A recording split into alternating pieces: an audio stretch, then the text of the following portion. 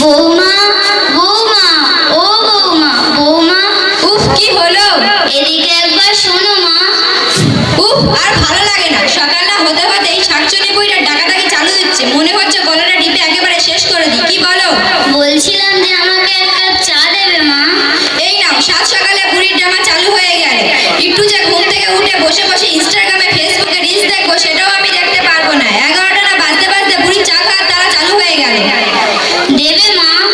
দিচ্ছি। এ নাও ধরো।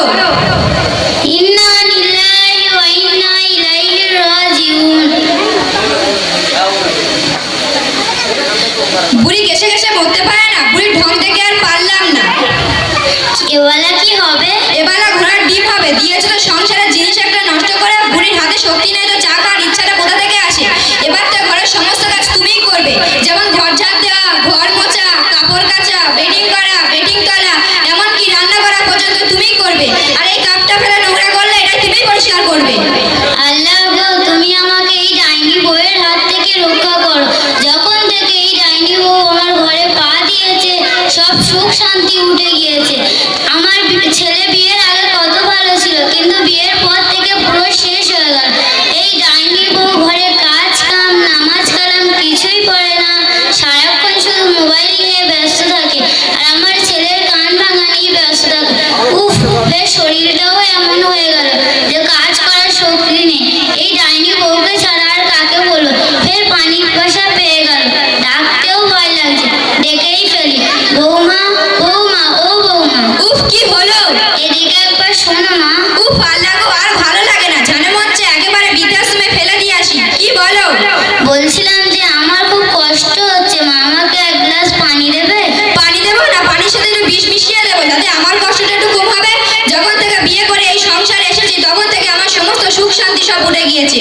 সকালে চোখ খুলতে না খুলতে বুড়ির ঘ্যানঘেরানি, ছেলে মেয়েদের প্যালপেরানি, স্বামীর চেলচেলানি, ভালো লাগে না এইসব। দেবে মা? হ্যাঁ, দিচ্ছি। এ নাও ধরো। বুড়িকে এই কাঠটা পরিষ্কার করতে বলেছে, বুড়ি এটাও পছন্দ করেনি। আমার তো এখন কোমরের দোষ হয়ে গেছে মা, আমি কিভাবে পরিষ্কার করবো? ও, তোমার কোমরের দোষ হয়ে গেছে? খাওয়ার টাইমে তো আগে খাওয়ার সময় পদ্মা নদীর বড় বড় ইলিশ মাছের মাথা খেতে পারো, খাসির মাংস খেতে পারো, সকালে ঘোড়া দুধের চা খেতে পারো। আর কাজের সময় তোমার বয়স হয়ে গেছে, যত সব ন্যাকামি।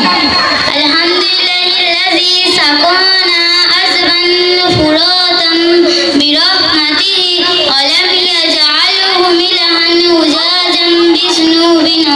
বুড়ি এদিকে নেই ওদিকে আছে, যত সব ঢং। মুহাম্মদ বাপ মুহাম্মদ। কি হয়েছে আম্মাজান? এদিকে একবার শোন বাপ। বসুন আম্মাজান, বসুন, আমি আপনার সব কথা শুনবো। জানিস বাপ, আজ সকালে তোর বউয়ের কাছে এক কাপ চা চেয়েছিলাম বলে তোর বউ আমাকে এক চুপড়ি কথা শোনালো। আর এই কাপটা যখন আমার হাত থেকে পড়ে গেল তোর বউ বলে আমাকেই পরিষ্কার করতে হবে। বল বাপ, আমি কিভাবে পরিষ্কার করব? আচ্ছা আম্মাজান, আপনার বৌমা তো ছেলে মানুষ, কি বলতে গিয়ে কি বলে ফেলেছে ওসব আপনি মাইন্ডে নেবেন না। ছেলে মানুষ না ঘোড়ার ডিম, আমার বেলায় ছেলে মানুষ? আচ্ছা আম্মাজান, আমি কি আর ভালোবাসা করে বিয়ে করেছি? আপনিই তো দেখে শুনে দিয়েছেন। আমি কি আর জানি এইরকম ডাইনি জাল্লাদ বউ হবে?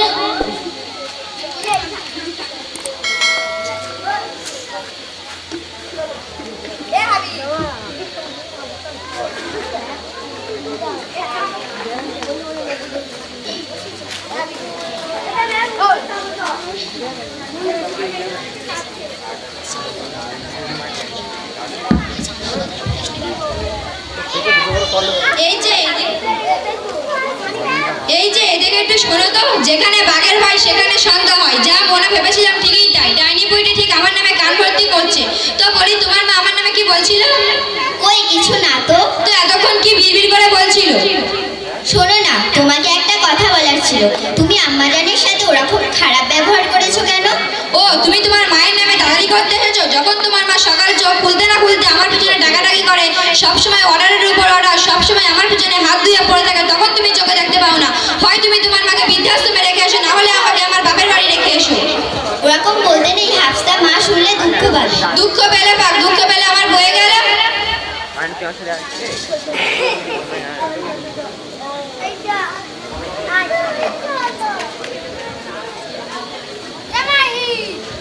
দুঃখ পেলে পাক, দুঃখ পেলে তো আমার বয়ে গেল। আচ্ছা, তোমার মা কি বলছিল? আম্মা জানে শীতের রাত্রে খুব ঠান্ডা লাগে, তাই একটি চাদর এনে দেওয়ার কথা বলছিল। ও তো আনার কোনো প্রয়োজন নেই, বাড়িতে তো অনেক পুরাতন চাদর রয়েছে, তার থেকে তো একটা দিয়ে দিলে তো হয়। মায়ের তো একটা পা ডামায় আর একটা পা কবরে ঝুলছে। ওরকম বলতে নেই হাফসা, মা শুনলে খুবই দুঃখ পাবে। দুঃখ পেলে তো আমার বয়ে গেল। আমি আলমারি থেকে একটা চাদর বের করে নিয়ে আসছি। ও আল্লাহ গো, আপনি হাফসাকে একটু সুবুদ্ধি দিন। হ্যাঁ গো হাফসা, তুমি কি হাদিস পড়োনি? আর পড়বেই বা কি করে? তুমি তো সারাদিন ফোন নিয়েই ব্যস্ত থাকো। তাহলে শোনো, আল জান্নাতু তাহতা আকদামিল উম্মাহাত। জান্নাত মায়ের পায়ের নিচে। মা তো শুধু একটা চাদরই চেয়েছে। মা শুধু একটা চাদর চেয়েছে, আজকে এটা চেয়েছে, কালকে ওটা চাইবে, তারপর সেটা চাইবে। বুড়ি সুখের আর নেই। যদি বুড়ির পিছনে সব টাকা শেষ করে দাও, তাহলে আমাদের পিছনে কি খরচা করবে? এমনিতে তোমাকে কিছু আনতে বললে আনতে চাও না, হাজারো বাহানা করো। আর বুড়ি বললে সঙ্গে সঙ্গে এনে দাও। তুমি কি বলছো? আমি তো তোমার জন্য সবই এনে দিই। এই তো কিছুদিন আগে কত টাকা গাড়ি ভাড়া করে তোমাকে দুবাই থেকে ঘুরিয়ে আনলাম, কত টাকা শপিং করে দিলাম, তাও তুমি আমার সঙ্গে এরকম নাশুকরি করতে পারলে? যাও যাও, কবে কি কিনে নিয়ে এলে, কোথায় ঘুরতে নিয়ে গেলে, প্রতিবার ঝগড়ার সময় বলে নেবে। আচ্ছা আচ্ছা কাঁদুনি, তোমাকে কি বলবো, একটু কিছুতেই কেঁদে ফেলে। কি হয়েছে মা?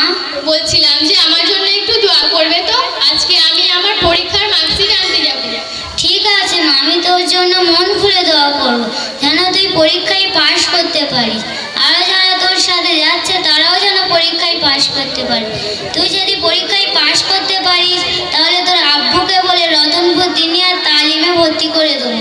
ইনশাআল্লাহ, তাহলে তো খুবই ভালো হবে। আচ্ছা দাদিমা, তোমাকে একটা কথা বলবো?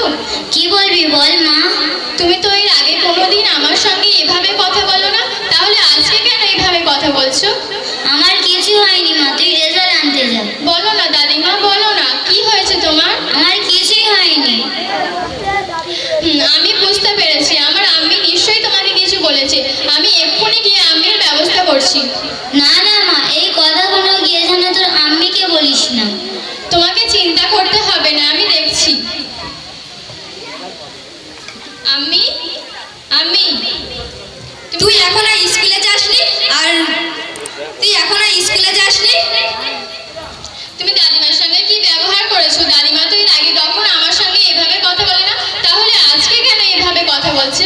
তুই এখনো স্কুলে যাসনি আর এইসব কথা নিয়ে তোমাকে মাথা ঘামাতে বলেছে, সেটি একটা চাপড় মারবো। দাদির সতীন হয়েছিস, এই দাদির প্রত্যাশায় আমার বাচ্চারা পুরো শেষ হয়ে যাচ্ছে। আদরে আদরে বাদর তৈরি হচ্ছে। আব্বু, ও আব্বু, কি হয়েছে মা? বলছিলাম যে দাদিমা তো এর আগে কোনোদিন আমার সঙ্গে এভাবে কথা বলে না, তাহলে আজকে কেন এভাবে কথা বলছে? চুপ কর চুপ কর, তোর আম্মি আশেপাশে নেই তো? কেন আব্বু, কি হয়েছে? জানিস তো তোর আম্মি কেমন, এক্ষুনি শুনতে পেলে আমফান ঝড় উঠবে। তুমি কেন আব্বু, তুমিও কি আম্মিকে দেখে ভয় করো? জানিস তো তোর আম্মি কেমন, এক্ষুনি শুনতে পেলে সিংহর মতো করে তেড়ে আসবে। হ্যাঁ হ্যাঁ জানি, আর বলো না, এক্ষুনি আমাকেও কেমন করলো। আচ্ছা আচ্ছা, তোর আসল কারণটা কি বলতো? বলছিলাম যে দাদিমা তো এর আগে কোনোদিন আমার সঙ্গে এভাবে কথা বলে না, তাহলে আজকে কেন এইভাবে কথা বলছে? তাহলে শোন, তোর দাদিমার শীতের রাত্রে খুব ঠান্ডা লাগে, তাই একটা চাদর এনে দেওয়ার কথা বলছিল। তোর আম্মি শুনে বললো যে বাড়িতে তো অনেক পুরাতন চাদর আছে, তার মধ্যে দিয়ে একটা দিয়ে দিতে, তাই হয়তো তোর দাদিমা কষ্ট পেয়েছে। আমি এটা করে মোটেও ঠিক করিনি, আমি এক্ষুনি গিয়ে আম্মির ব্যবস্থা করছি। দাদিমা, দাদিমা, তোমার চাদরটা একটু দাও তো। তুই এই চাদরটা নিয়ে কি করবি মা? তোমাকে জানার প্রয়োজন নেই, তুমি দাও। তুই এখনো স্কুলে যাসনি আর পরীক্ষার মার্কশিট আনবি কখন? আর এই চাদরটা তোর হাতে, এই চাদরটা আমি তোর দাদিমাকে দিয়েছিলাম। এই চাদরটা আমি দু টুকরো করবো, এক টুকরো থাকবে দাদিমার কাছে আর এক টুকরো থাকবে আমার কাছে। যেহেতু তোমার কথা শুনে আব্বু দাদিমাকে এই পুরাতন চাদরটি দিয়েছিল, যখন তুমি বুড়ি হবে, যখন তোমার কেউ কিছু দেওয়ার থাকবে না, তখন আমি তোমাকে এই পুরাতন চাদরটিই দেবো।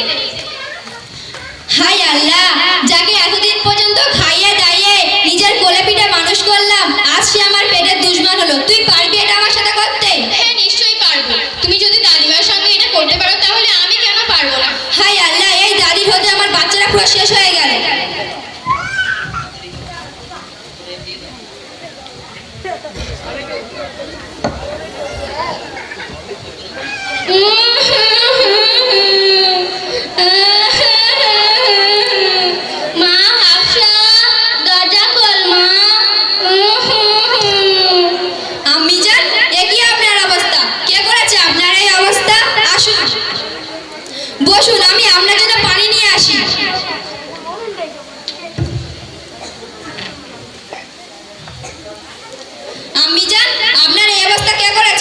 তোর ভাইয়া আমাকে বাড়ি থেকে বার করে দিয়েছে।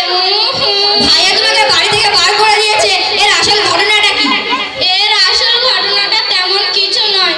তোর ভাইয়া কাশ্মীরে ঘুরতে যাচ্ছে, তাই তোর ভাইয়াকে বলেছিলাম, বাবা তুই তো কাশ্মীরে ঘুরতে যাচ্ছিস, আমার জন্য একটি শাল এনে দিবি। তোর ভাবি তখন বলল, সবই যদি মায়ের পিছনে খরচ করো তাহলে বাচ্চাদের ভবিষ্যৎটা কি তুমি কানা করে দেবে? ভাইয়া অত টাকা খরচা করে কাশ্মীরে ঘুরতে যেতে পারছে, আর 200-300 টাকা দিয়ে একটা শাল এনে দিতে পারছে না?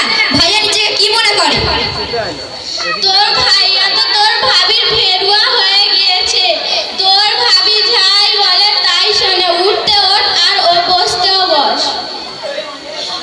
আমি ভাইয়ার ব্যবস্থা করছি।